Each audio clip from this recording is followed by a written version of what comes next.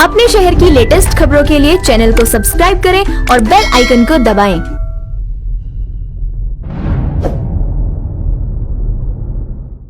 जिला बागपत के खेखड़ा में साकरोद गांव में आयुष्मान हॉस्पिटल का हो रहा है निर्माण, जो कि सांसद सतपाल सिंह जी के द्वारा बनाया जा रहा है और खेखड़ा के ब्लॉक प्रमुख जितेंद्र धामा के अथक प्रयासों से हो रहा है।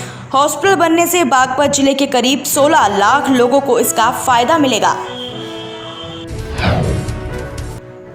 वैश्विक महामारी कोरोना वायरस का प्रसार केंद्र सरकार के अहम मंत्रालयों तक हो गया है। ये मंत्रालय है स्वास्थ्य मंत्रालय, न्याय मंत्रालय और रक्षा मंत्रालय। स्वास्थ्य मंत्रालय ने एक परिपत्र जारी कर 5 लोगों के एक जगह एकत्र होने पर पाबंदी लगा दी है। साथ ही एहतियातन वीडियो कॉन्फ्रेंसिंग के माध्यम से बैठक करने के लिए कहा है। आंध्र प्रदेश सरकार को झटका, सरकारी इमारतों से हटाना होगा सियासी दलों के रंग। सुप्रीम कोर्ट ने आंध्र प्रदेश सरकार की उस अपील को खारिज कर दिया है जिसमें सरकारी इमारतों और पंचायत भवनों से राजनीतिक दलों, खासकर सत्ताधारी YSRCP के रंग हटाने के हाईकोर्ट के फैसले को चुनौती दी गई थी। पूर्वी लद्दाख में वास्तविक नियंत्रण रेखा LAC पर तनाव कम करने के प्रयासों को आगे बढ़ाते हुए भारत और चीन 6 जून को सैन्य वार्ता का नया दौर शुरू करेंगे। पहली बार लेफ्टिनेंट जनरल रैंक स्तर के अधिकारियों की इस बातचीत में दोनों देश चर्चा के लिए विशेष प्रस्ताव पेश कर सकते हैं। भारत मौसम विज्ञान विभाग IMD ने कहा कि 120 किलोमीटर प्रति घंटे तक की रफ्तार वाली हवाओं के साथ महाराष्ट्र के तट पर पहुंचा भीषण चक्रवात निसर्ग अब कमजोर पड़ने लगा है और इसकी तीव्रता घट जाएगी। निसर्ग चक्रवाती तूफानों में पुणे जिले में 2 लोगों की जान चली गई जबकि 3 लोग घायल हो गए। केरल में गर्भवती हथनी की हत्या की खबर के बाद पुलिस ने FIR दर्ज कर ली है। भाजपा नेता और पशु अधिकारी कार्यकर्ता मेनका गांधी ने इसकी कड़ी निंदा करते हुए कार्रवाई की मांग की है।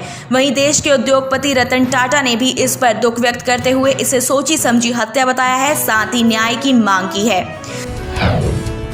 देश में कोरोना वायरस के मामले लगातार बढ़ते जा रहे हैं। राष्ट्रपति भवन में संक्रमण के मामले सामने आने के बाद अब रक्षा मंत्रालय में भी ऐसी ही खबर सामने आ रही है।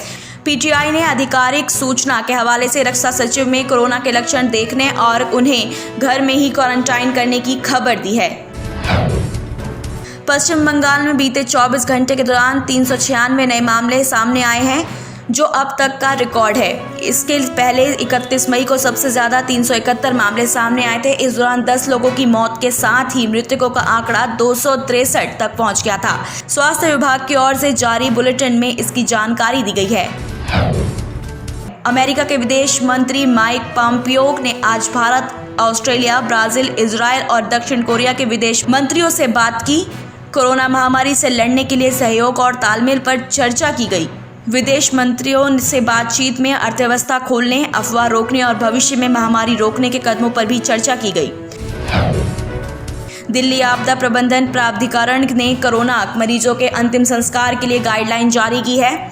लापरवाही बरतने वाले अधिकारियों पर DM को कार्रवाई करने को कहा गया है। गाइडलाइन के मुताबिक दिल्ली में प्रवेश करने वाला कोई भी शख्स जिसमें कोरोना के लक्षण नहीं है, उसे 7 दिन के लिए होम क्वारंटाइन में रहना होगा।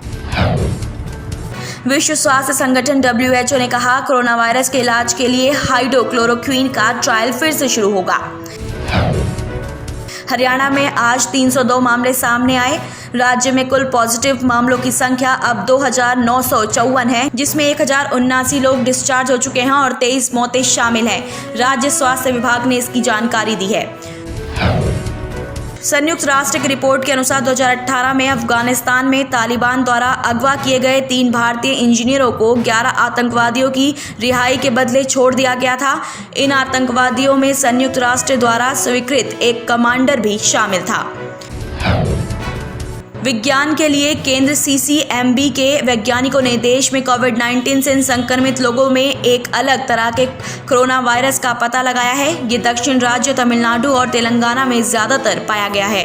वैज्ञानिकों ने वायरस के इस अनूठे समूह को क्लेड A3I नाम दिया है, जो भारत में जीनोम अनुक्रम के 41% में पाया गया है। वैज्ञानिकों ने 64 जीनोम का अनुक्रम तैयार किया।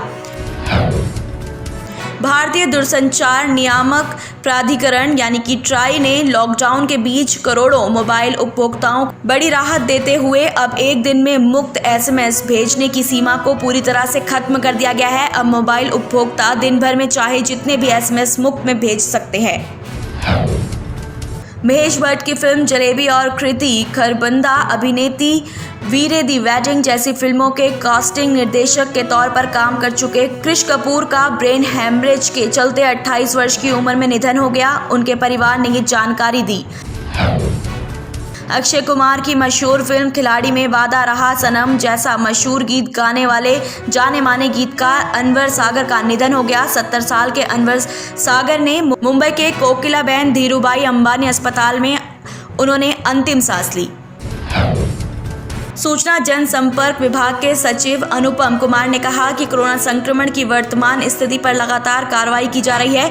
इसी क्रम में मुख्यमंत्री नीतीश कुमार ने क्षेत्रीय पंचायती राज के प्रतिनिधियों, नगर निकाय के प्रतिनिधियों, जीविका दीदी एवं सरकारी पदाधिकारियों एवं कर्मचारियों को वीडियो कॉन्फ्रेंसिंग से संबोधित किया। सूचना सचिव ने बताया कि मुख्यमंत्री ने अपने संबोधन में कहा है, किसी को मजबूरी में रोजगार के लिए बाहर न जाना पड़े, सबको यही रोजगार दिया जाएगा।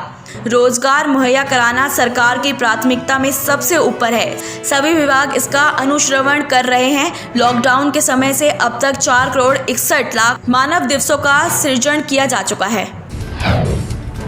गुजरात के भरूच जिले में दहेज स्थित एक केमिकल फैक्ट्री की भट्टी में बुधवार को विस्फोट हो गया।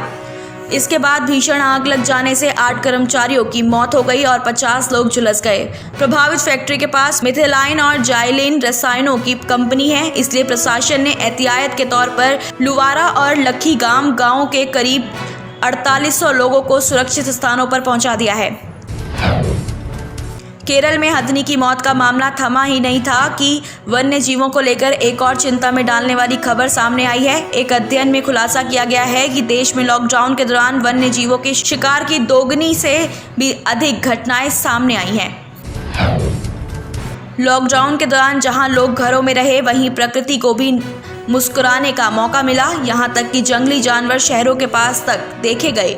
नोएडा में तो नीलगाय सड़कों पर दिखी, लेकिन हैरान कर देने वाली बात यह है कि शिकारी इस दौरान जंगली जानवरों को अपना शिकार बना रहे हैं।